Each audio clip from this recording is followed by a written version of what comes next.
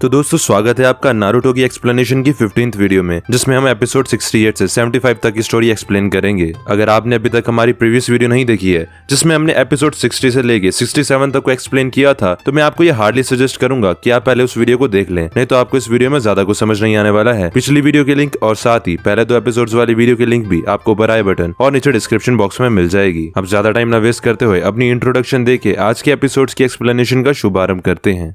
Hello नमस्कार सत श्री अकाल आदाब, this is me Anurag and you are watching Animal loft.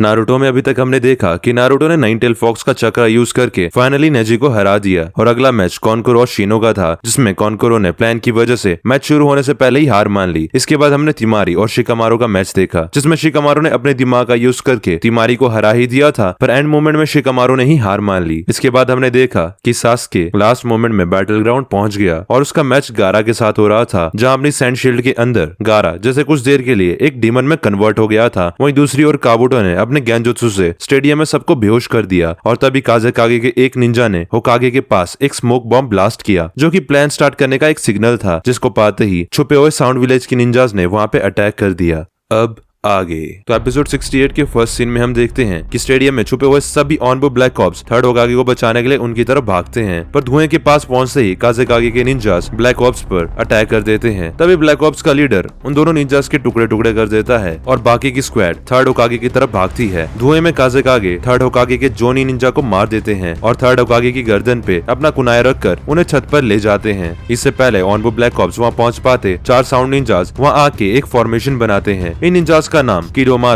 साकोन, तायुया और जीरोबो है, जो कि भीड़ में छुपकर काज़ेकागे के सिग्नल का इंतजार कर रहे थे। ये चारों एक साथ कोई 4 वायलेट फ्लेम्स नाम का जुत्सु परफॉर्म करते हैं, जिससे काज़ेकागे और होकागे के चारों तरफ दीवार बन जाती है, जिसे छूते ही ऑनबो ब्लैक ऑप्स का एक टीम मेंबर जलकर राख हो जाता है। बैरियर देकर ककाशी और गाय सेंसे थर्ड होकागे को बचाने जाने लगते हैं। तभी वहाँ पे एक ऑनबो ब्लैक ऑप जो कि काबुटो है कुछ सैंड निंजास के साथ ककाशी और गाय सेंसे पर अटैक कर देता है। सीन शिफ्ट होता है और हम थर्ड होकागे को देखते हैं। थर्ड होकागे कहते हैं तो सैंड विलेज ने ली विलेज को धोखा दिया, जिस पर काज़ेकागे कहते हैं ये दोस्ती तो बस दिखावा थी और अब से हिस्ट्री पूरी तरह बदल जाएगी। ये सुन के थर्ड होकागे कहते हैं क्या वो एक वार शुरू करना चाहते हैं, जिस पर काज़ेकागे कहते हैं बेशक। थर्ड होकागे काज़ेकागे को समझाते हुए कहते हैं कि उन्हें वार से कुछ नहीं मिलेगा और काज़ेकागे के पास अभी भी समय है, हम बात करके इसका हल निकाल सकते हैं। तभी काज़ेकागे कहते हैं उम्र बढ़ने के साथ मौत का डर किसी को भी बुज़दिल बना देता है। क्यों, मैंने सही कहा ना सारुतोबी सेंसे? ये सुनते ही थर्ड होकागे शॉक्ड रह जाते हैं और कहते हैं तुम। तभी सीन शिफ्ट होता है और हम 2 लीव विलेज के निंजास को देखते हैं, जो कि विलेज की वॉल से बाहर पहरा दे रहे थे। तभी दूर जंगल में एक धमाके की आवाज आती है और एक जगह से धुआं निकल रहा होता है। अगले सीन में हम देखते हैं कि सैंड निंजास जंगल में एक समनिंग जुत्सु परफॉर्म कर रहे थे। तभी वो सभी अपने मुंह में पकड़े स्क्रॉल्स सर्कल के अंदर रखते हैं और उस फॉर्मेशन से धुआं निकलने लगता है। तभी वहाँ एक बहुत बड़ा 3 सरों वाला स्नेक समन हो जाता है, जो कि लीव विलेज की लंबी लंबी वॉल्स तोड़कर लीव विलेज के अंदर घुस जाता है। इसे देखकर लीव निंजास मदद बुलाने की कोशिश करते हैं, पर साउंड निंजास उन पर अटैक कर देते हैं। सीन शिफ्ट होता है और हम सास्के को देखते हैं, जो कि अचानक से हुए अटैक को देखकर शॉक्ड रह जाता है। तभी तिमारी और कॉनकोरो भी बैटल ग्राउंड में आ जाते हैं और गारा को मिशन की तरफ ध्यान देने को कहते हैं। इस पर गारा दोनों को उसके रास्ते से हटने को कहता है, क्योंकि वो इस समय सिर्फ सास्के को मारना चाहता था। तभी वहाँ बाकी आ जाता है और कहता है ऑपरेशन शुरू हो चुका है, तो वो तीनों भी अपनी अपनी पोजीशंस पर पहुंच जाएं। तभी गारा के सर में बहुत तेज दर्द होने लगता है। गारा की ऐसी हालत देखकर तिमारी बाकी से कहती है कि गारा काफी ज्यादा इंजर्ड है और उसने अपना सारा चक्रा पहले ही यूज कर लिया है, जिस पर बाकी कहता है ये गारा की गलती है, क्योंकि वो सिग्नल से पहले ही ट्रांसफॉर्म होने की कोशिश कर रहा था। यानी कि दोस्तों गारा उस शील्ड के अंदर खुद को ट्रांसफॉर्म कर रहा था, पर सास्के ने अपनी चितोरी से उसे बीच में ही रोक लिया। दूसरी तरफ फ्रंट लाइन पर सैंड निंजास अंदर घुसने लगते हैं, जो कि आगे के प्लान के लिए गारा का इंतजार कर रहे थे। अगले सीन में हम बाकी को देखते हैं, जो ऐसे सिचुएशन में तिमारी से कहता है गारा सैंड विलेज का ट्रम्प कार्ड है, तो चाहे कुछ भी हो जाए हमें उसका इस्तेमाल करना ही होगा। तो अभी के लिए वो गारा को यहाँ से ले जाए और जैसे ही गारा रिकवर कर लेगा हम ऑपरेशन को कंटिन्यू कर देंगे। ये सुनकर कॉनकोरो और तिमारी गारा को लेकर वहाँ से चले जाते हैं। अब डॉक्टर ग्यानमा और बाकी आमने सामने होते हैं और ग्यानमा बाकी से पूछता है क्या इस सब के पीछे ओरोचिमारू है, जिस पर बाकी कहता है उसे नहीं पता और उसे परवाह भी नहीं है। तभी ग्यानमा सास्के से कहता है अब चुनिन एग्जाम यहीं पर खत्म होता है, पर ली विलेज का एक शिनोबी होने के नाते वो अपनी स्किल्स का इस्तेमाल करे और विलेज को प्रोटेक्ट करे। जिस पर सास्के कहता है क्या मेरा मिशन गारा को ठिकाने लगाना है? अगर ऐसा है तो इसका मतलब मेरा मैच अभी भी चालू ही है। ग्यानमा कहता है सास्के बस इतना ध्यान रखे कि ये एक असली लड़ाई है, ना कि एक मैच। ये सुनते ही सास्के वहाँ से गारा को ढूंढने निकल जाता है। अगले सीन में हम काज़ेकागे को देखते हैं, जो कि थर्ड होकागे से कहते हैं हमने सास्के को पकड़ने का भी प्लान किया था, पर सब कुछ हमारे प्लान के अकॉर्डिंग नहीं चल सकता। जिस पर थर्ड होकागे कहते हैं तो लीव विलेज और सास्के तुम्हारा टारगेट है। इस पर काज़ेकागे कहते हैं क्या तुम्हें सच में लगता है कि लीव विलेज इतना खास है? तुम्हारी की गई गलतियों और ध्यान न देने की वजह से ही तुम आज मेरे कब्जे में हो और मैं जीत चुका हूँ। जिस पर थर्ड होकागे कहते हैं शायद तुम कुछ भूल रहे हो, अंत से पहले कुछ भी तय नहीं होता, ये मैंने ही तुम्हें सालों पहले सिखाया था। ये सुनते ही काज़ेकागे अपना फेस हटाते हैं और वो और कोई नहीं बल्कि ओरोचिमारू होता है। यानी कि दोस्तों इतनी देर से फोर्थ काज़ेकागे के भेष में ओरोचिमारू था और ये सब ओरोचिमारू का ही प्लान है। थर्ड होकागे कहते हैं मुझे पता था कि ये दिन जरूर आएगा, पर मैं इतनी आसानी से नहीं हारने वाला। जिस पर ओरोचिमारू कहता है मैंने पहले ही कहा था कि तुम्हें फिफ्थ होकागे चुन लेना चाहिए था, क्योंकि थर्ड होकागे तुम आज यहाँ मरने वाले हो। तभी सीन शिफ्ट होता है और हम इबिकी को देखते हैं, जो कि बैटल ग्राउंड से निकलते हुए धुएं को देखकर कहते हैं ये पक्का ओरोचिमारू का ही काम होगा। जिस पर एक निंजा वहाँ से मदद भेजने को कहता है, पर इबिकी मना कर देता है और कहता है वहाँ के हालात जाने बिना कुछ भी करना सही नहीं होगा, और अगर ये ओरोचिमारू ही है तब तो बिल्कुल भी नहीं। जिस पर वो निंजा इबिकी से पूछता है क्या ओरोचिमारू इतना खतरनाक है? इस पर इबिकी बताता है कि ओरोचिमारू थर्ड होकागे का स्टूडेंट था। जब फोर्थ होकागे को चुनने का समय आ गया था तब ओरोचिमारू ने भी अपना नाम दिया था, पर उसे थर्ड होकागे द्वारा रिजेक्ट कर दिया गया और इसके बाद वो विलेज से गायब हो गया। तो वो शायद थर्ड होकागे से इसका बदला लेना चाहता है। इबिकी आगे बताता है कि जब मैं छोटा था तब मैंने सिर्फ एक बार ओरोचिमारू को देखा था और वो एक इंसान के शरीर में एक डीमन जैसा लग रहा था, जो कि बहुत डरावना था। तभी वहाँ फ्रंट लाइन से एक निंजा आता है और इबिकी को बताता है कि ईस्टर्न गेट पर एक बड़े से सांप और सैंड निंजास ने अटैक कर दिया है। जिस पर इबिकी अपने सभी निंजास को अटैक करने का ऑर्डर देता है और सभी वहाँ जाके जाइंट स्नेक को रोकने की कोशिश करने लगते हैं। अगले सीन में हम साकुरा, ककाशी और गाय सेंसे को देखते हैं, जो कि ओरोचिमारू को थर्ड होकागे के साथ उस बैरियर के अंदर देखकर शॉक्ड रह जाते हैं। तभी कुछ सैंड निंजास साकुरा पर अटैक कर देते हैं, पर ककाशी साकुरा को बचा लेता है और गाय सेंसे के साथ सैंड निंजास पर अटैक करने लगता है। बैटल के बीच गाय सेंसे ककाशी से पूछता है कि मुझे लॉर्ड होकागे की चिंता हो रही है। जिस पर ककाशी कहता है कि हमें ये ऑनवो ब्लैक ऑप्स पे छोड़ देना चाहिए, हमारे लिए पहले ही यहाँ बहुत सारे साउंड निंजास हैंडल करने को हैं। गाय सेंसे श्योर नहीं होता तो ककाशी कहता है कि भूलो मत, वो थर्ड होकागे हैं, वो खुद को ऐसे सिचुएशन में संभाल सकते हैं। अगले सीन में हम थर्ड होकागे को देखते हैं, जो कि ओरोचिमारू के हाथ को कांपता हुआ देखकर उसकी तरफ देखते हैं और उसकी आंखों में आंसू देखकर कहते हैं कि क्या वो खुशी के मारे रो रहा है या फिर उसका दिल दुखी है क्योंकि वो अपने ही टीचर को मारने जा रहा है। जिस पर ओरोचिमारू स्माइल करते हुए कहता है बिल्कुल नहीं, और जोर से थर्ड होकागे की तरफ कुनाए मारता है और अगले ही पल हम हवा में किसी का खून ही खून देखते हैं। ये देखकर गाय सेंसे और ककाशी भी घबरा जाते हैं। तभी हम देखते हैं कि वो कुनाए ओरोचिमारू ने अपने ही हाथ में घुसाया था। ओरोचिमारू कहता है कि मुझे बस नींद आ रही थी और अब मैं उठ गया हूँ। वहीं दूसरी तरफ ककाशी साकुरा को नारुतो और शिकामारू को गेंजुत्सु से रिलीज करने को कहता है और साथ ही कहता है कि ये सब देख के नारुतो बहुत खुश होगा क्योंकि काफी लंबे समय बाद उसे मिशन मिलेगा। ये उन सभी का लैंड ऑफ वेव्स के बाद पहला ए क्लास मिशन होगा और एपिसोड 68 यहीं पे एंड हो जाता है। एपिसोड 69 के फर्स्ट सीन में ककाशी साकुरा को कहता है कि सास्के गारा को ढूंढने गया है, तो तुम्हारा मिशन यही होगा कि तुम नारुतो और शिकामारू के साथ सास्के को फॉलो करो। जिस पर साकुरा चोजी और इनो को भी गेंजुत्सु से रिलीज करके अपने साथ ले जाने के लिए पूछती है, पर ककाशी मना कर देता है और कहता है कि पहली बात तो उन सबको रिलीज करने का हमारे पास टाइम नहीं है, और दूसरी बात क्या तुमने अकेडमी में पढ़ा नहीं कि एक स्क्वाड में 4 से ज्यादा निंजा होने पर वो ठीक से छुप नहीं पाते और कुछ भी करने में काफी प्रॉब्लम्स भी होती है। इस पर साकुरा कहती है कि 4 मतलब ककाशी सेंसे भी हमारे साथ चल रहे हैं, है ना? जिस पर ककाशी कहता है कि मैं अभी यहाँ पे बिजी हूँ, और फिर ककाशी अपने समनिंग जुत्सु से एक छोटे से निंजा डॉग को समन करता है जिसका नाम पाकुन होता है। साकुरा शॉक्ड होकर कहती है क्या हमारा फोर्थ मेंबर एक पप्पी है? ककाशी कहता है पाकुन सास्के की सेंट से उसका पीछा करने में तुम्हारी मदद करेगा। तभी पाकुन साकुरा के पास आकर कहता है सुनो छोटी लड़की, मुझे क्यूट पप्पी कहने की हिम्मत भी मत करना। ये सुनकर साकुरा मन में कहती है पर मैंने तो इसे क्यूट कहा ही नहीं। इसके बाद साकुरा चिपके से नारुतो के पास पहुंचती है और उसे गेंजुत्सु से रिलीज करती है। नारुतो साकुरा से पूछता है कि यहाँ क्या हो रहा है, पर साकुरा कहती है कि वो ये सब बाद में बताएगी। इसके बाद वो शिकामारू को रिलीज करने जाती है, पर तभी शिकामारू को बड़े ध्यान से देखने लगती है और समझ आती है कि शिकामारू तो इतनी देर से बेहोश होने की एक्टिंग कर रहा था। वाह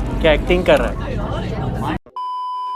पाकुन भी समझ आता है और शिकामारू के पैर पर काट लेता है। तभी शिकामारू उठकर जोर जोर से चिल्लाने लगता है और पाकुन के मुंह से अपना पैर छुड़वाने लगता है। साकुरा गुस्से से कहती है अगर वो गेंजुत्सु से रिलीज हो चुका था तो वो अब तक एक्टिंग क्यों कर रहा था? जिस पर शिकामारू कहता है कि वो इस सब में फंसना नहीं चाहता था और बस आराम करना चाहता था और उसे सास्के से भी कोई मतलब नहीं है। नारुतो आसपास की कंडीशन देख के हैरान रह जाता है कि आखिर यहाँ ये सब हो क्या रहा है। तभी पीछे से एक निंजा नारुतो पर अटैक कर देता है, पर तभी गाय सेंसे उस निंजा को पंच मारते हैं जिससे दीवार में एक बड़ा सा छेद हो जाता है। तभी वहाँ काकाशी आ जाता है और उन सभी को उनका मिशन बताता है, जिस पर नारुतो सास्के के बारे में पूछने लगता है। तो साकुरा कहती है कि वो ये सब रास्ते में बताएगी और फिर वो नारुतो को लेकर वहाँ से चली जाती है। शिकामारू मिशन सुनकर कहता है कि मैं ही क्यों सब में फंसा, व्हाट अ ड्रैग। इस पर पाकुन शिकामारू से कहता है अगर मिशन कंप्लीट होता है तो मैं तुम्हें रिवार्ड में अपने कोमल पैर छूने का मौका दूंगा। जिस पर शिकामारू कहता है इन्हें कौन ही छूना चाहेगा। तो पाकुन शिकामारू का हाथ काट कर उसे अपने साथ मिशन पे ले जाता है। वहीं हम देखते हैं कि शीनो भी गेंजुत्सु से बच गया था और वो ये सब चुपचाप सुनकर वहाँ से कहीं चला जाता है। अगले सीन में हम ओरोचिमारू को देखते हैं जो कि थर्ड होकागे को फाइट के लिए चैलेंज करता है। दूसरी तरफ ऑनबू ब्लैक ऑप का लीडर मन में कहता है अगर थर्ड होकागे अंदर से किसी साउंड निंजा को मार के हटा दे तो ये बैरियर हट सकता है। तभी बैरियर के अंदर साउंड निंजास अपने आसपास भी एक बैरियर बना लेते हैं, जिससे वो चारों अपनी चारों तरफ से पूरी तरह से आइसोलेट हो जाते हैं। तभी ओरोचिमारू और थर्ड होकागे में फाइट स्टार्ट होती है। थर्ड होकागे टाइल शुरिकेन जुत्सु का यूज करते हैं, जिससे छत की सारी टाइल्स ओरोचिमारू पर शुरिकेन की तरह आने लगती है, पर ओरोचिमारू उन्हें डॉच कर अपने स्ट्राइकिंग शैडो स्नेक जुत्सु का यूज करता है, जिससे उसकी टंग एक लंबे स्नेक में बदल जाती है, जिससे वो थर्ड होकागे की गर्दन को काट के जकड़ लेता है। तभी होकागे एक मिट्टी में बदल जाते हैं जो कि एक मड सब्स्टिट्यूशन होता है। तभी होकागे ओरोचिमारू के पीछे आके और style great mud river jutsu का यूज करते हैं, जिससे ओरोचिमारू मड में फिसलने लगता है। ओरोचिमारू भी एक जुत्सु करने लगता है, पर उससे पहले ही थर्ड होकागे और स्टाइल और ड्रैगन बॉम्ब जुत्सु एग्जीक्यूट कर देते हैं, जिससे वहाँ एक मड से बना ड्रैगन का सर आके ओरोचिमारू पर मड से बनी तीखी बुलेट से वार कर देता है। तभी थर्ड होकागे फ्लेम बॉम्ब जुत्सु से अपने मुंह से बुलेट्स पर आग लगा के उन्हें और भी ज्यादा डेंजरस बना देते हैं, जिससे ओरोचिमारू बच नहीं पाता और जलते हुए जोर जोर से चीखने लगता है। ऑनबू ब्लैक ऑप्स भी ये देखे हैरान रह जाते हैं कि लॉर्ड होकागे ने फायर और अर्थ स्टाइल जुत्सु को कंबाइन करके अटैक किया। तभी ओरोचिमारू बाहर निकलता है और हंसते हुए कहता है क्या थर्ड होकागे को सच में लगता है कि वो ऐसे छोटे मोटे जुत्सु से उसे मार सकते हैं। इसका मतलब ओरोचिमारू बस घायल होने की एक्टिंग कर रहा था। सीन शिफ्ट होता है और हम कोनोहामारू को देखते हैं जो कि क्लास में सभी बच्चों के साथ इरुका सेंसे का इंतजार कर रहा था। कोनोहामारू सोच रहा होता है कि कुछ तो गड़बड़ है, इसलिए सभी टीचर्स हमें सेल्फ स्टडी करने को बोलकर कहीं चले गए। अगले सीन में हम इरुका सेंसे को देखते हैं जो कि एकेडमी के सभी टीचर्स के साथ मीटिंग कर रहे थे और सभी बच्चों को जल्द से जल्द कहीं सेफ जगह ले जाने को कहते हैं। दूसरी तरफ ओरोचिमारू थर्ड होकागे को कहता है तुम्हें नहीं लगता अब थोड़ा सीरियस होकर लड़ने का समय आ गया है, वैसे भी ये कोई एकेडमी क्लास नहीं है। तभी थर्ड होकागे और ओरोचिमारू दोनों अपने अपने कागे वाला क्लॉक हटाते हैं और दोनों के चक्रा से आसपास की छत पर क्रैक्स आने लगते हैं और हवा भी भारी होने लगती है। ओरोचिमारू कहता है कि वो थर्ड होकागे पर ये सोचकर दया नहीं करेगा कि थर्ड होकागे पहले उसका सेंसे था, जिस पर थर्ड होकागे कहते हैं मुझे तुम्हारी दया की कोई जरूरत भी नहीं है। तभी थर्ड होकागे ओरोचिमारू पर एक शुरिकेन फेंकते हैं और शैडो क्लोन जुत्सु से उस शुरिकेन के बीच हवा में ही ढेर सारे क्लोन्स बना देते हैं। दूसरी तरफ ओरोचिमारू किसी समनिंग जुत्सु रीएनिमेशन का यूज करता है, जिससे वो फर्स्ट, सेकंड और फोर्थ होकागे को समन कर देता है। थर्ड होकागे ये देखे घबराते हुए मन में कहते हैं कि इसने शुरिकेन से बचने के लिए समनिंग जुत्सु का ही यूज कर डाला और इसने समन किया भी किसको, सभी होकागेस को। अब तक फर्स्ट और सेकंड होकागे समन हो जाते हैं और सभी शुरिकेन्स उनकी कफिन में जाके लग जाते हैं, जिससे ओरोचिमारू बच जाता है। फोर्थ होकागे भी समन होके वहाँ आने ही वाले थे, पर थर्ड होकागे घबराते हुए मन में कहते हैं कि उन्हें किसी भी हालत में फोर्थ होकागे को समन होने से रोकना होगा और वो कुछ हैंड साइंस बना के फोर्थ होकागे की समनिंग को बीच में ही रोक देते हैं। तभी समन्स हुए दोनों कफिन्स खुलते हैं, जिसके अंदर से फर्स्ट और सेकंड होकागे बाहर निकलते हैं। ओरोचिमारू हंसते हुए कहता है कि अब तुम क्या करोगे, और थर्ड होकागे ये देखिए घबराने लगते हैं। गाइस ये रीएनिमेशन जुत्सु एक तरह का समनिंग जुत्सु है जो कि एक बहुत ही भयंकर जुत्सु है जो करंट टाइम में सिर्फ ओरोचिमारू को ही यूज करना आता है। इस जुत्सु से ओरोचिमारू किसी भी मरे हुए को समन करके उनसे जो चाहे वो करवा सकता है। अगले सीन में हम इरुका सेंसे को देखते हैं जो कि सभी स्टूडेंट्स को किसी सेफ जगह ले जा रहे थे, वो भी इसे मॉक ड्रिल का नाम देकर, ताकि बच्चे डरे ना और भगदड़ ना मचे। कोनोहामारू को अभी भी लग रहा होता है कि कुछ तो गड़बड़ है जो सेंसे हमसे छुपा रहे हैं। तभी कोनोहामारू को आसमान में सूरज के चारों तरफ एक रेनबो सा दिखता है और तभी उसे याद आता है कि उसे एक बार उसके ग्रैंडपा यानी थर्ड होकागे ने उसे बताया था कि इस तरह का रेनबो तब दिखता है जब कोई किसी बड़े इविल स्नेक को समन करता है। दूसरी तरफ हम देखते हैं कि ऑनबू ब्लैक ऑप्स अपने लीडर से पूछते हैं कि ओरोचिमारू ने ये किन्हें समन करा है, जिस पर वो उन्हें बताता है कि ब्लैक हेयर वाले फर्स्ट होकागे हैं और व्हाइट हेयर वाले सेकंड होकागे, और इन्हें हमारी हिस्ट्री के आज तक के सबसे ग्रेटेस्ट शिनोबी माना जाता है। यही थे जिन्होंने हिडन लीव विलेज को बनाया था। फर्स्ट और सेकंड होकागे थर्ड होकागे को देखकर कहते हैं सारुतोबी तुम तो बहुत बूढ़े हो गए हो, जिस पर थर्ड होकागे कहते हैं कि मैंने सपने में भी नहीं सोचा था कि मुझे अपने ही आइडल से लड़ना पड़ेगा। सेकंड होकागे फर्स्ट होकागे से कहते हैं लगता है उस आदमी ने समनिंग जुत्सु के साथ वो फॉरबिडन रीएनिमेशन टेक्निक का यूज करा है। जिस पर फर्स्ट होकागे थर्ड होकागे से पूछते हैं सारुतोबी क्या इसका मतलब ये है कि हमको तुमसे लड़ने पे फोर्स किया जाएगा। थर्ड होकागे ओरोचिमारू को गुस्से से कहते हैं तुमने मरे हुए का अपमान और समय के साथ छेड़छाड़ की है। दूसरी तरफ नारुतो, साकुरा और शिगामारू पाकुन की मदद से सास्के का पीछा कर रहे थे और दूर से साउंड निंजास उनका पीछा कर रहे थे। आप डेविल के पीछे, डेविल आपके पीछे। Too much fun. और इसी के साथ एपिसोड 69 भी यहीं पे एंड हो जाता है।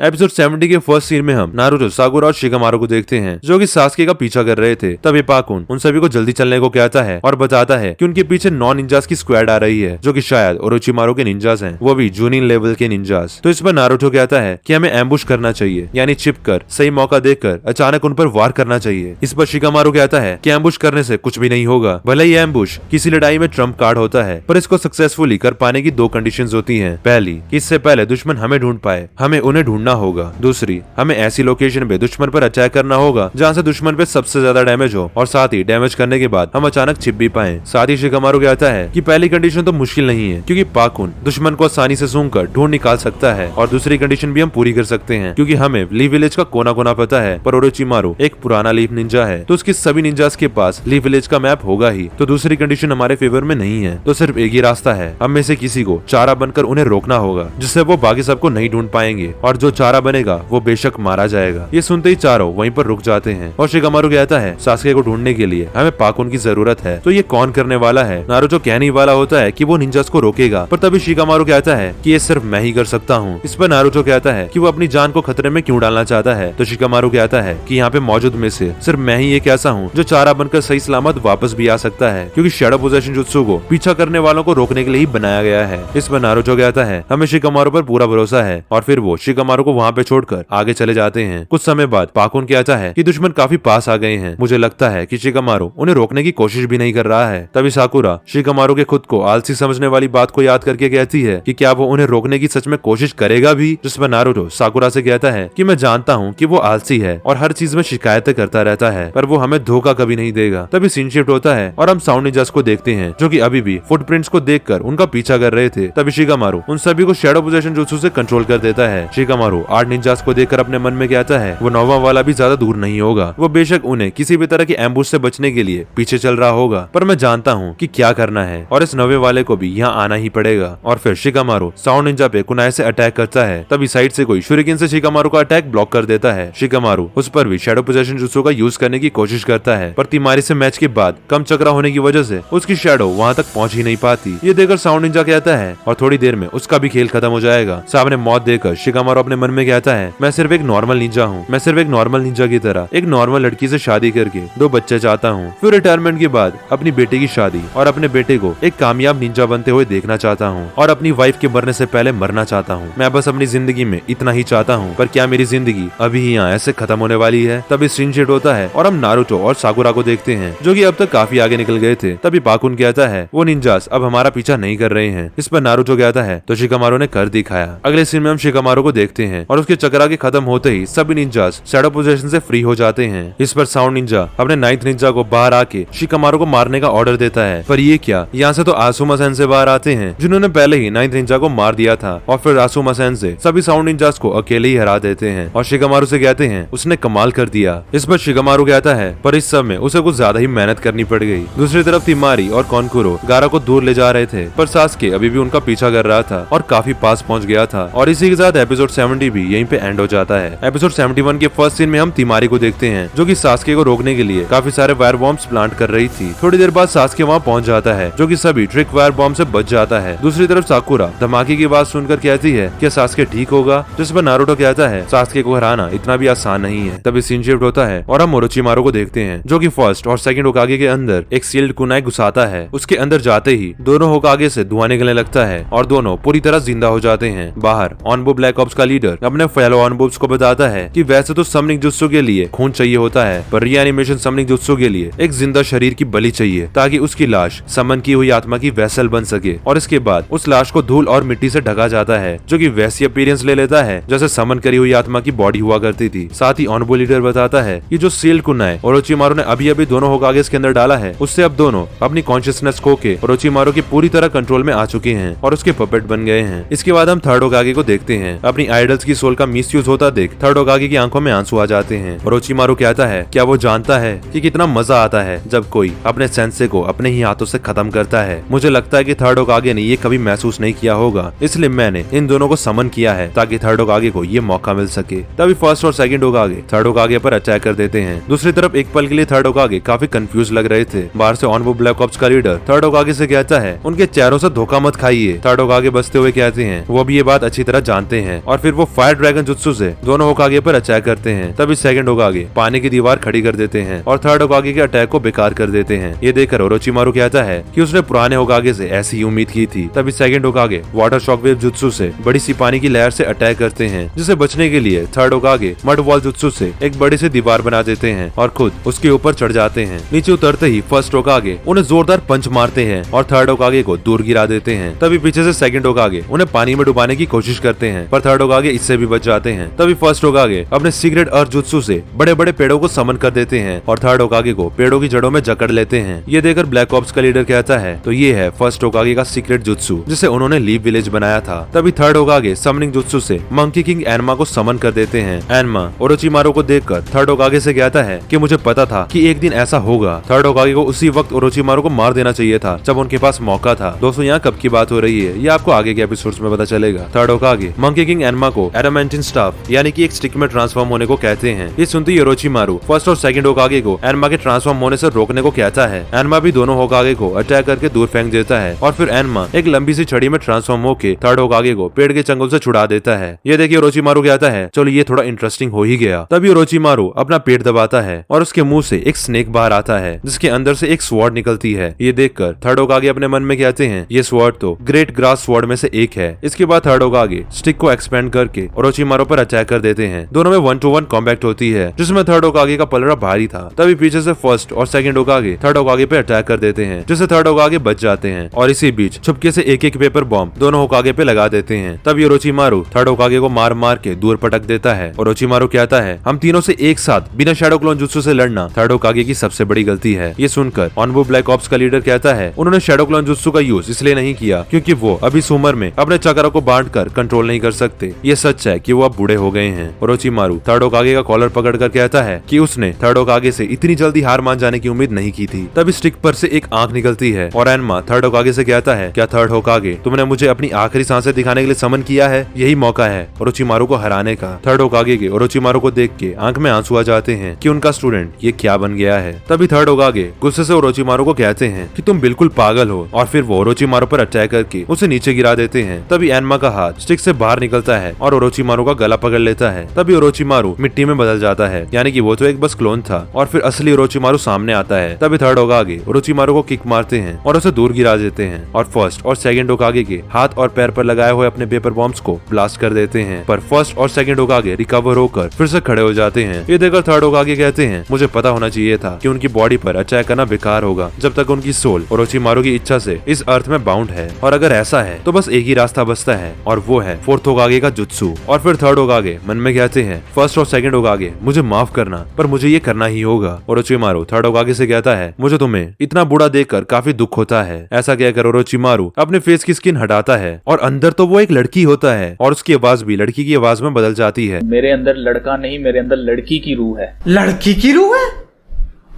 लड़की की रूह है, लड़की की रूह है, लड़की की रूह है, लड़की की रूह है, लड़की। ये देखिए थर्ड होकागे और सभी ऑनबू ब्लैक ऑप्स दंग रह जाते हैं। थर्ड होकागे ओरोचिमारू से कहते हैं ऐसा नहीं हो सकता, इसका मतलब तुमने उस फॉरबिडन जुत्सु को भी मास्टर कर लिया है, तुम अब इंसान नहीं रहे, तुम तो एक डीमन बन चुके हो। ये सुनकर ओरोचिमारू जोर जोर से हंसने लगता है। तभी सीन शिफ्ट होता है और हम सास्के को देखते हैं जो कि सारे ट्रैप से बचकर गारा तक पहुंच जाता है और इसी के साथ एपिसोड 71 यहीं पे एंड हो जाता है। एपिसोड 72 की स्टार्टिंग में हम नारुतो और साकुरा को देखते हैं। तभी पाकुन कहता है सास्के ने चलना बंद कर दिया है पर वो अभी भी काफी दूर है। दूसरी तरफ तिमारी कॉनकोरो को गारा को लेकर यहाँ से जाने को कहती है। इस बार कॉनकोरो कहता है वो अकेले सास्के को नहीं संभाल पाएगी। तिमारी कहती है कि वो कब से इसका इंतजार कर रही थी और उनकी प्रायोरिटी गारा को बचाना है, तो कॉनकोरो को यहाँ से जाना होगा। तो फिर कॉनकोरो गारा को लेकर वहाँ से जाने लगता है और सास्के उसे रोकने की कोशिश करता है पर तिमारी बीच में आकर अपने फैन से सास्के को रोक देती है। तभी सास्के शुरिकेन से तिमारी पे अटैक करता है पर तिमारी अपने फैन की मदद से बच जाती है और अपने विंड साइज जुत्सु से सास्के पे अटैक कर देती है। इससे सास्के के आसपास के पेड़ कटकर गिर जाते हैं पर सास्के इससे भी बच जाता है और एक पेड़ के पीछे छुप जाता है। ये देखकर तिमारी अपने मन में कहती है वो अपना चक्रा गारा से लड़ने के लिए बचा रहा है। तभी सास्के सामने आता है और फायरवॉल जुत्सु से अटैक करता है और तिमारी इससे बचते हुए आग से घिर जाती है और सास्के ऊपर से तिमारी पर आग फेंकता है। तभी तिमारी अपने फैन से तेज हवा चलाती है और बच जाती है और तभी सास्के पे कुनाई नाइफ्स मारती है जो सास्के को लग जाते हैं जिससे सास्के नीचे गिर जाता है। तिमारी उसे देखने जाती है और शॉक्ड रह जाती है क्योंकि वहाँ तो लकड़ी का एक ब्लॉक था जिस पर पेपर बॉम्ब लगा हुआ था। इससे पहले कि तिमारी तिमारी वहाँ से दूर जा पाती, पेपर बॉम्ब ब्लास्ट हो जाता है और तिमारी दूर जा गिरती है और उसकी हालत खराब हो जाती है। सास्के कहता है उसने तिमारी पे काफी समय बर्बाद कर दिया और फिर वो वहाँ से आगे गारा के पीछे चला जाता है। अगले सीन में हम थर्ड होकागे को देखते हैं जो कि ओरोचिमारू की न्यू बॉडी को देखकर कहते हैं कि इसलिए मैंने तुम्हें फोर्थ होकागे चूज नहीं करा था क्योंकि तुम्हारे इरादे कभी भी नेक नहीं थे। तभी थर्ड होकागे फ्लैशबैक में जाते हैं जहाँ वो ऑनबू ब्लैक ऑप्स के साथ एक मिशन पर थे और छुपकर एक कमरे में एंटर करते हैं जहाँ ओरोचिमारू कोई रिसर्च कर रहा था। थर्ड होकागे उसे पूछते हैं कि क्या वही विलेज के गैनिन और चूनिन और ऑनबू निंजास को मार रहा है, जिस पर ओरोचिमारू कहता है अब वो रंगे हाथों पकड़ा गया है तो ड्रामा करने का कोई फायदा नहीं है और कहता है वो एक नए तरह के जुत्सु पर काम कर रहा है जिससे वो हमेशा के लिए अमर हो जाएगा। तभी सीन प्रेजेंट में शिफ्ट होता है और ओरोचिमारू थर्ड होकागे से कहता है ये एक तरह से पुनर्जन्म का जुत्सु है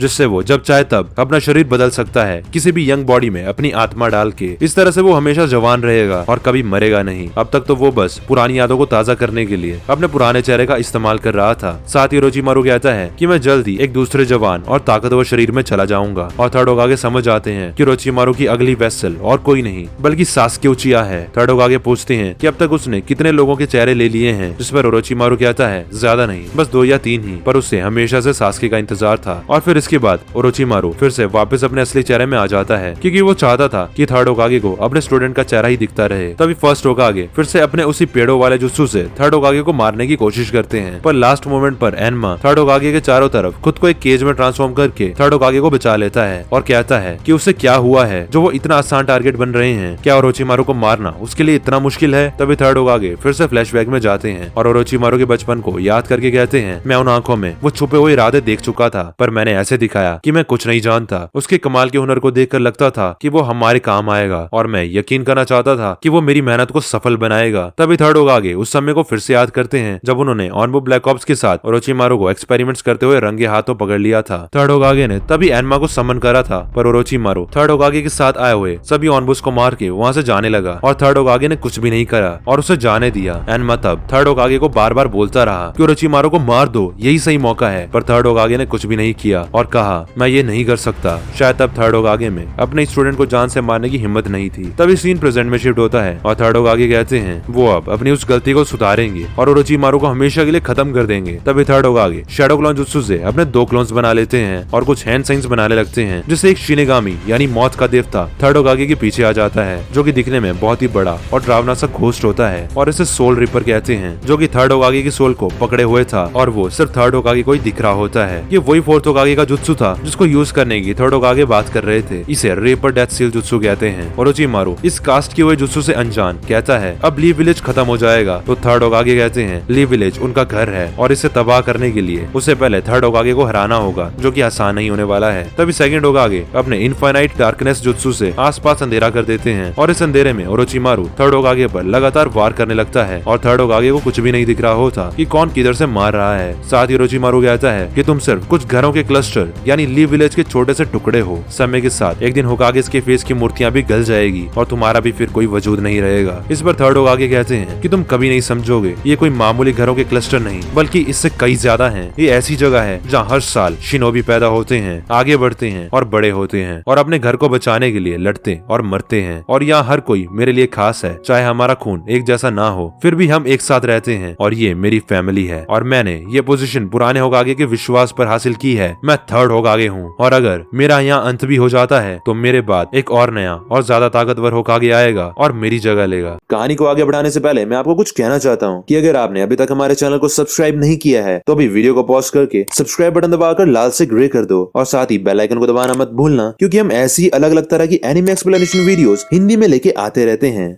इसके बाद थर्ड होकागे ओरोचिमारू से कहते हैं कि तैयार हो जाओ, मैं अब एक ऐसा जुत्सु करने वाला हूँ जिसको तुमने भी पहले कभी नहीं देखा। और ऐसा कहकर third होकागे ripper death seal jutsu को एक्टिवेट कर देते हैं और इसी के साथ एपिसोड 72 यहीं पर एंड हो जाता है। एपिसोड 73 की स्टार्टिंग में हम थर्ड होकागे को देखते हैं जो कि इनफाइनाइट डार्कनेस में फंसे होते हैं। तभी सोल रिपर अपना हाथ बाहर निकालता है और उसके हाथ पे कुछ ब्लैक कर्स मार्क्स आने लगते हैं और फिर वो अपना हाथ थर्ड होकागे की सोल के अंदर घुसा देता है जिससे थर्ड होकागे को बहुत दर्द होने लगता है और फिर थर्ड होकागे कहते हैं अब समय आ गया है। इसके बाद थर्ड होकागे के दोनों क्लोन्स जाके अंधेरे में किन्हीं दो चीजों को पकड़ते हैं और सोल रिपर को आने को कहते हैं। तभी सोल रिपर का हाथ थर्ड होकागे के दोनों क्लोन से बाहर निकलता है और उन चीजों को पकड़ लेता है जिनको थर्ड होकागे के क्लोन्स ने पकड़ के रखा था। ऐसा होते ही सारा अंधेरा गायब हो जाता है और हम देखते हैं कि थर्ड होकागे ने तो अपने क्लोन से फर्स्ट और सेकंड होकागे को पकड़ रखा था। ओरोचिमारू भी हैरान होकर मन में कहता है कि डार्कनेस गायब कैसे हो गई। थर्ड होकागे ये कैसा जुत्सु कर रहे हैं। फर्स्ट और सेकंड होकागे की कॉन्शियसनेस भी वापस आ जाती है और वो थर्ड होकागे से इस सब के लिए माफी मांगते हैं और थर्ड होकागे भी उनसे माफी मांगते हैं कि उन्हें मजबूरी में अपने आइडल्स की आत्माओं के साथ ऐसा करना पड़ रहा है, पर और कोई रास्ता नहीं है। इसके बाद सोल रिपर के जो हाथ थर्ड होकागे के दोनों क्लोन से बाहर निकले थे, फर्स्ट और सेकंड होकागे की आत्माओं को खींच के बाहर निकाल के थर्ड होकागे के दोनों क्लोन्स में सील कर देते हैं। फर्स्ट और सेकंड होकागे की बॉडीज आत्माओं के निकलते ही राख में मेल्ट होने लगती है और अंदर ओरोचिमारू की अपने दो निंजास की लाशें होती है, यानी कि ओरोचिमारू ने रीएनिमेशन समनिंग जुत्सु के लिए अपने ही दो निंजास की बलि चढ़ाई थी। तभी थर्ड होकागे फ्लैशबैक में जाते हैं। जब वो जवान थे तब फर्स्ट होकागे ने उनसे एक बार कहा था कि ली विलेज के सभी लोग होकागे का हिस्सा हैं और होकागे बनने का मतलब अपने लोगों पर यकीन करना होता है जितना वो लोग तुम पर करते हैं। इस पर आगे सेकंड होकागे ने कहा था, और जो लोग तुम पर यकीन करते हैं उनके लिए कुर्बान होने से कभी मत कतराना, और जब तुम्हारा समय खत्म हो जाएगा तब फिर कोई और नया होकागे बनकर ली विलेज को आगे बढ़ाएगा। तभी सीन प्रेजेंट में शिफ्ट होता है और थर्ड होकागे रोते हुए ओरोचिमारू से कहते हैं ओरोचिमारू को उनसे कुछ सीखना चाहिए था, ना कि उन्हें अपने इशारों पर कंट्रोल करके उनका अपमान करना चाहिए था। तभी थर्ड होकागे एनमा को बुलाते हैं जो कि अभी भी स्टिक की फॉर्म में था और ओरोचिमारू पे उससे अटैक कर देते हैं और लड़ते हुए ओरोचिमारू की स्वॉर्ड नीचे गिर जाती है। तभी थर्ड होकागे स्टिक को एक्सपेंड करके ओरोचिमारू पर अटैक कर देते हैं, पर ओरोचिमारू अपने स्ट्राइकिंग शैडो स्नेक जुत्सु से बहुत सारे स्नेक्स निकाल के उस स्टिक्स को वहीं रोक देता है। तभी अचानक थर्ड होकागे ओरोचिमारू के सामने आकर उसे पकड़ लेते हैं और सोल रिपर को ओरोचिमारू की सोल को सील करने को कहते हैं। सोल रिपर अपना हाथ थर्ड होकागे की आत्मा में घुसाने लगता है और वहीं सेम टाइम पे सोल रिपर का हाथ थर्ड होकागे की बॉडी से बाहर निकलने लगता है और ओरोचिमारू की सोल को पकड़ लेता है। ओरोचिमारू को फील हो जाता है जैसे उसकी सोल किसी ने पकड़ रखी हो, पर उसे समझ नहीं आ रहा होता कि यहाँ क्या हो रहा है। तो फिर ओरोचिमारू घबराते हुए अपनी स्वॉर्ड को जुत्सु से कंट्रोल करने लगता है और उसकी स्वॉर्ड पीछे से तेजी से थर्ड होकागे की पीठ की तरफ आने लगती है और अगले सीन में हमें किसी का खून हवा में उड़ते हुए दिखाई देता है। तभी सीन शिफ्ट होता है और हम इबिकी को देखते हैं जो कि अपने निंजास के साथ उस 3 सर वाले सांप और साउंड निंजास को रोकने की कोशिश कर रहा था और वहाँ सिचुएशन हाथ से निकलती हुई लग रही थी। तभी एक बड़ा सा टोड जाइंट स्नेक के ऊपर समन होता है जिससे उस सांप का एक सर दब के वहीं मर जाता है और इस टोड को समन करने वाला और कोई नहीं बल्कि मास्टर जिराया होता है। और फिर वो बड़े ही अलग तरह से अपना इंट्रो देते हुए उस सांप के दोनों सर से कहते हैं कि इस टोड को परेशान करने की गलती भी मत करना, नहीं तो तुम दोनों स्नेक्स फिर कभी चलने लायक नहीं बचोगे। ये देखकर तो स्नेक्स के भी पसीने छूट जाते हैं। इतने समय बाद एक बार फिर से लेजेंडरी सानिन मास्टर जिराया को देख के इबिकी भी हैरान रह जाता है। वहीं दूसरी तरफ हम देखते हैं कि ओरोचिमारू की स्वॉर्ड थर्ड होकागे के आर पार हो गई थी, पर इससे पहले वो स्वॉर्ड और अंदर घुस पाती एनमा ने आके उस स्वॉर्ड को पकड़ के रोक लिया था। ओरोचिमारू ने सोचा था कि थर्ड होकागे इसे डॉच करेंगे, तो वो घबराते हुए थर्ड होकागे को कहता है, बूढ़े आदमी तुमने इसे डॉच क्यों नहीं करा। दोस्तों इसका मतलब थर्ड होकागे ने जानबूझ के स्वॉर्ड को डॉच नहीं करा था, क्योंकि अगर वो डॉच करते तो ओरोचिमारू की सोल रिपर के हाथ से छूट जाती। साथ ही थर्ड होकागे ओरोचिमारू से कहते हैं कि इसकी कोई जरूरत भी नहीं थी, क्योंकि जो भी यूजर रिपर डेथ सील को कास्ट करता है उससे अपनी खुद की भी जान सेक्रीफाइस करनी पड़ती है। ये एक ऐसा जुत्सु है जिसको पूरा करने के लिए बहुत बड़ी कीमत चुकानी पड़ती है, तो यानी कि ऐसे भी वो इस जुत्सु को पूरा करते ही मरने ही वाले हैं, तो फिर स्वॉर्ड को डॉच करने का क्या फायदा। दोस्तों यानी कि थर्ड होकागे को ये सब पता होने के बावजूद उन्होंने ये जुत्सु कास्ट किया। उन्हें अच्छे से पता था कि वो ऐसा करने से मर जाएंगे, बट फिर भी उन्होंने लीव विलेज को बचाने के लिए खुद को सेक्रीफाइस कर दिया। साथ ही थर्ड होकागे कहते हैं कि ये जुत्सु बहुत बड़े हीरो का था जिसने कभी पूरे विलेज को बचाया था। इस पर ओरोचिमारू समझ जाता है और कहता है, ओह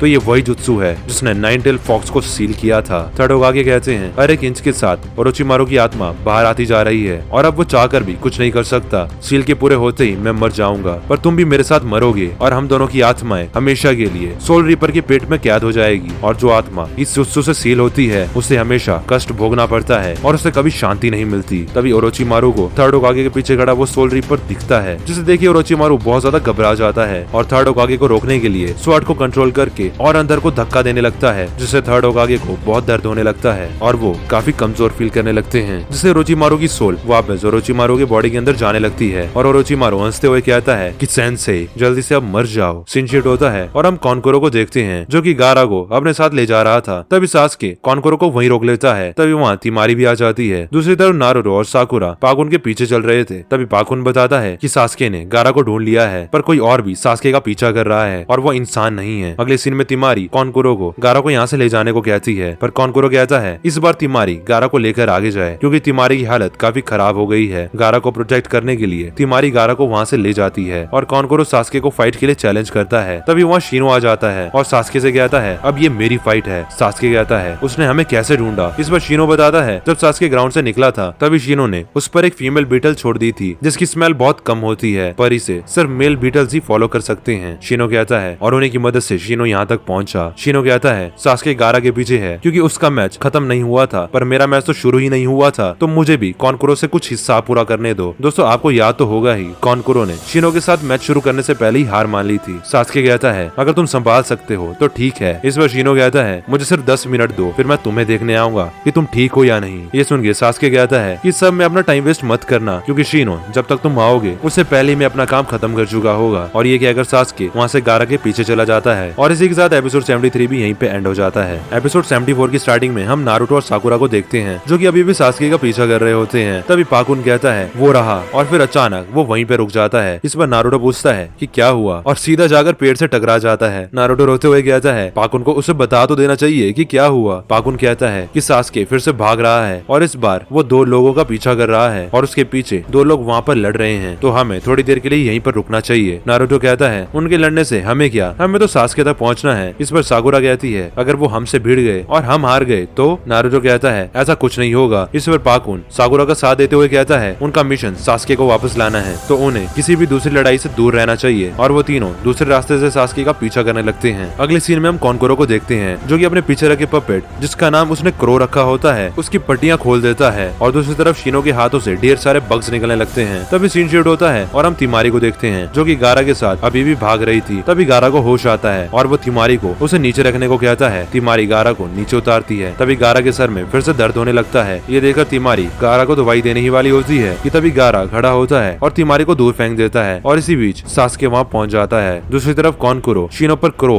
यानी कि अपने पपेट से अटैक कर देता है जिसके ब्लेड्स के अंदर जहर होता है, पर शीनो हर अटैक से बचकर झाड़ियों में छिप जाता है। अगले सीन में हम सास्के को देखते हैं जो कि गारा से कहता है वो नहीं जानता कि सैंड निंजास का प्लान क्या है, पर वो गारा को किसी भी कीमत में रोकेगा। तभी गारा के सर में बहुत तेज दर्द होने लगता है और उसके फेस पर क्रैक्स आने लगते हैं। ये देखकर तिमारी गारा को अपना मिशन याद करने को कहती है। गारा सास्के से कहता है कि वो दोनों बिल्कुल अलग होने के बावजूद कुछ हद तक एक जैसे हैं क्योंकि दोनों का कुछ ना कुछ मकसद है, पर गारा आगे कहता है कि गारा का मकसद ज्यादा ताकतवर है, तो वो सास्के को पूरी तरह से खत्म करके अपनी एग्जिस्टेंस साबित करेगा। ये सुनकर सास्के फ्लैशबैक में जाता है जहाँ जब वो ककाशी सेंसे के साथ पहाड़ में ट्रेनिंग कर रहा था। तभी ककाशी सेंसे कहते हैं कि उन्हें हवा में खून की प्यास की महक आ रही है। तभी ककाशी एक पत्थर की तरफ देखकर कहता है सामने आओ, और वहाँ से गारा निकलता है जो कि चिपके से उन्हें देख रहा था। गारा कहता है सास्के इतना ताकतवर क्यों बनना चाहता है, उसका मकसद क्या है। इस पर सास्के कहता है इससे गारा का कोई लेना देना नहीं है। तो इस पर गारा ने कहा था कि सास्के की आंखें ताकत की तलाश में है और नफरत से भरी हुई हैं, जो कि बिल्कुल उसके जैसी ही हैं। तभी सीन प्रेजेंट में शिफ्ट होता है और गारा का सर फिर से बहुत तेज दर्द होने लगता है और भी ज्यादा बढ़ने लगता है और गारा एक मॉन्स्टर में ट्रांसफॉर्म होने लगता है। ये देखिए सास्के की आंखें फटी की फटी रह जाती है। दूसरी तरफ शीनो झाड़ियों में छुपा होता है। तभी कॉनकोरो पपेट से उस पर अटैक करता है और उसके बाहर निकलते ही कॉनकोरो शीनो पे कुनाए मार देता है, पर वो शीनो तो बग से बना हुआ एक सब्स्टिट्यूशन होता है। तभी शीनो पीछे से कॉनकोरो पे अटैक करता है, पर कॉनकोरो बच जाता है। शीनो कॉनकोरो से कहता है कि कॉनकोरो के जुत्सु से साफ पता लगता है कि कॉनकोरो लॉन्ग रेंज अटैक्स में ही अच्छा है, ना कि क्लोज कॉम्बैट्स में। साथ ही कॉनकोरो का सारा ध्यान उस पपेट को अपने चक्रा से कंट्रोल करने में होता है, इसलिए वो हमेशा अलर्ट रह के अपनी डिफेंस में इतना ध्यान नहीं दे पाता। पर कॉनकोरो कहता है कि तुम्हें अभी आइडिया भी नहीं है कि मेरा क्रो क्या क्या कर सकता है, और फिर वो अपने क्रो से शीनो पर जहरीली गैस से अटैक करता है, पर शीनो गलती से ये गैस सूंघ लेता है और उसे चक्कर आने लगते हैं। इतनी देर में कॉनकोरो छुप जाता है और शीनो के गिरने का इंतजार करने लगता है। तभी सीन शिफ्ट होता है और हम थर्ड होकागे को देखते हैं जो कि ओरोचिमारू की सोल को सील करने की पूरी कोशिश कर रहे थे और पूरी ताकत के साथ जोर लगा के ओरोचिमारू की आत्मा को बाहर खींच रहे थे। थर्ड होकागे अपने मन में कहते हैं कि उसकी घटिया आत्मा मेरे हाथों में है, पर उसे खत्म करने के लिए मुझ में बिल्कुल भी ताकत नहीं है, ये घटिया बूढ़ा शरीर। ये देखकर ओरोचिमारू अपनी स्वॉर्ड थर्ड होकागे के और अंदर घुसा देता है। पीछे से एनमा थर्ड होकागे को ये सब अभी खत्म करने को कहता है। अगले सीन में हम वापस गारा को देखते हैं जिसका आधा शरीर एक डरावने मॉन्स्टर में बदल जाता है। गारा को ऐसा देख के सास्के और तिमारी दोनों घबरा जाते हैं और फिर गारा सास्के पे अटैक कर देता है और सास्के जैसे तैसे बचकर एक पेड़ के पीछे छिप जाता है। अगले सीन में हम शीनो को देखते हैं जिस पर जहर का असर होने लगता है। तभी पीछे से कॉनकोरो अपने क्रो से शीनो पे अटैक करता है, पर शीनो फिर से सब्स्टिट्यूशन जूसों से बच जाता है और वहीं पेड़ की टहनी के नीचे छिपा होता है। कॉनकोरो कुछ समझ नहीं पाता और क्रो को वहाँ चेक करने के लिए भेजता है। तभी शीनो के बग्स क्रो के जॉइंट्स को खा के तोड़ देते हैं और कॉनकोरो के चक्रा के धागे पे चढ़कर उन्हें भी खाने लगते हैं और उसकी तरफ आने लगते हैं। कॉनकोरो ये देख के घबरा जाता है और कहता है कि मैं कैसे भूल गया, इसके बग्स तो चक्रा खाते हैं। कॉनकोरो बग्स के पहुंचने से पहले ही धागे तोड़ देता है और अचानक से क्रो के सर को अलग करके उसके एक शार्प नीडल से शिनो पर अटैक करता है। पर इससे पहले वो नीडल शिनो को लगती क्रो का सर अचानक बीच में ही रुक जाता है और नीचे गिर जाता है। ये देखकर कॉनकोरो शॉक्ड रह जाता है और कुछ नहीं समझ पाता। तभी कॉनकोरो अपने हाथों पर भी बग्स को देखता है जिन्होंने उसका सारा चक्रा खा लिया था और कॉनकोरो चिल्लाते हुए झाड़ियों से बाहर निकलता है और शिनो से कहता है कि उसने तो बग्स के उस तक पहुंचने से पहले ही सारे धागे तोड़ दिए थे। इस पर शिनो कहता है उसने सिर्फ बग्स को आगे से आने से रोका था, पीछे से नहीं। वो तब से उसकी तरफ बढ़ रहे थे जब से शिनो ने फाइट के बहाने कॉनकोरो के हेडबैंड में अपनी एक फीमेल बेटल को छोड़ दिया था। तभी सारे बग्स कॉनकोरो को कवर कर लेते हैं और अब चक्रा न होने की वजह से कॉनकोरो वीक होकर नीचे गिर के बेहोश हो जाता है और इसी के साथ शिनो जीत जाता है। तभी शिनो भी जहर की वजह से वहीं पर बेहोश हो जाता है। अगले सीन में हम गारा को देखते हैं जो कि लगातार सास्के पर अटैक कर रहा था। सास्के एक पेड़ के पीछे छुप जाता है। दूसरी तरफ तिमारी गारा को ऐसे देखकर डर के मारे कांप रही थी और इसी के साथ एपिसोड 74 भी यहीं पे एंड हो जाता है। इस वीडियो के फाइनल एपिसोड यानी कि एपिसोड 75 की स्टार्टिंग में हम सास्के को देखते हैं जो कि बाहर आके गारा पर कुनाई फेंकता है, पर गारा कुनाई को खुद में ऑब्जर्व करके वापस उसके ही तरफ फेंक देता है। पर वो सास्के एक क्लोन होता है। तभी गारा के सर में फिर से दर्द होने लगता है और वो अपने पास्ट को याद करता है जहाँ जब वो छोटा था। तब एक दिन वो अकेले बैठकर सबको फुटबॉल खेलते हुए देख रहा था और खेलते हुए उन बच्चों की बॉल पहाड़ पर चली जाती है और उनमें से किसी को भी दीवार पर चलना नहीं आता था। तब गारा अपनी सैंड से उन्हें बॉल लाकर देता है, पर वो सब गारा को देखकर ऐसे भागने लगते हैं जैसे उन्होंने कोई भूत देख लिया हो। गारा उन्हें रोकने की कोशिश करता है क्योंकि गारा अब और अकेला ना रहकर बस सबका दोस्त बनना चाहता था, पर वो उससे और दूर भाग जाते हैं। इससे गारा फ्रस्ट्रेट होके एक लड़की पे अटैक कर देता है। तभी गारा का मामा जिसका नाम याशामारू होता है बीच में आकर गारा को रोक देता है। तभी सीन प्रेजेंट में शिफ्ट होता है और सास्के ट्रेनिंग के वक्त कई गारा की बातों को याद करता है जहाँ पर गारा ने कहा था कि सास्के की आंखें बिल्कुल उसकी तरह है और वो अच्छी तरह समझता है कि अकेला होना कैसा लगता है और उसकी आंखों में बिल्कुल गारा की तरह उसे अकेला छोड़ने वालों के लिए नफरत दिखती है। तो इसलिए वो सास्के को मारकर अपनी एग्जिस्टेंस साबित करना चाहता है। तभी सास्के खड़ा होता है और हैंड साइंस बनाता है और चिदोरी को तैयार करने लगता है और कहता है कि मेरे भाई इताची ने सिर्फ मुझे जिंदा छोड़ दिया ताकि मैं एक दिन अपनी फैमिली का उससे बदला ले सकूं। तभी सास्के चिदोरी से गारा के हाथ के आर पार निकल जाता है और गारा नीचे गिर जाता है। तभी गारा फिर से उठता है और हंसते हुए कहता है तो ये सास्के का स्पेशल अटैक था और कहता है सास्के सच में एक जबरदस्त कंपेटिटर है जिसे हराने के बाद उसे जिंदगी का असली मजा आएगा। तभी गारा के गोड से और सैंड निकलती है और गारा की टेल बन जाती है और गारा काफी तेजी से सास्के पर अटैक कर देता है, पर सास्के अपनी शारिंगन की मदद से बच जाता है। तभी गारा फिर से काफी तेजी से सास्के पे अटैक करता है जिस पर सास्के फायरबॉल जुत्सु से अटैक करता है, पर इससे गारा की स्पीड बिल्कुल भी कम नहीं होती। ये देखकर सास्के फिर से चिदोरी यूज करने का सोचता है और उसे ट्रेनिंग टाइम पे कही हुई ककाशी सेंसे की बात याद आती है कि सास्के एक दिन में बस मैक्सिमम 2 बार ही चिदोरी का यूज कर सकता है और ऐसा करने के बाद